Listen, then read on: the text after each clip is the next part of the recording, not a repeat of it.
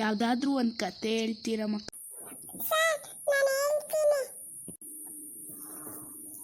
ಒಂದೂರಲ್ಲಿ ಒಬ್ಬ ರಾಜ ಇದ್ನಂತೆ.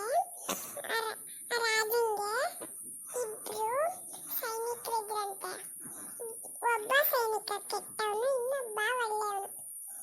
ಕೆಟ್ಟ ಸೈನಿಕ ಯಾವಾಗಲೂ ಕೆಟ್ಟದ್ದನ್ನೇ ಮಾಡ್ತಿದ್ನಂತೆ. ನಾನು ರಾಜನ ಸೈನಿಕ ಆಗ್ಬೇಕು ಅಂತ ಒಳ್ಳೆಯವನು ನಂಗೇನು ಕೆಲಸ ಕೊಟ್ಟು ಮಾಡ್ತೀನಿ ಅಂತಿದ್ನಂತೆ. ಅವಾಗ ದೊಡ್ಡ ರಾಜ ಹೇಳಿದ್ನಂತೆ, ನೀವಿಬ್ರು ಒಂದು ಚಾಲೆಂಜ್ ಮಾಡಬೇಕು.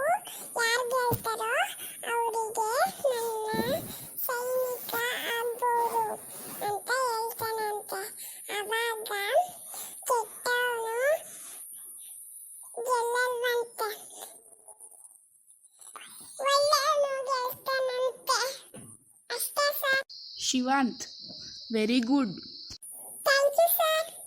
ಬಾಲಾಜಿ, ನಿಂಗೇನು ಕತೆನೂ ಗೊತ್ತಿಲ್ವ? ನಾವು ಚಿಕ್ಕ ಮಕ್ಳಿಗೆ ಕತೆ ಹೇಳ್ತಾರೆ. ಥೂ.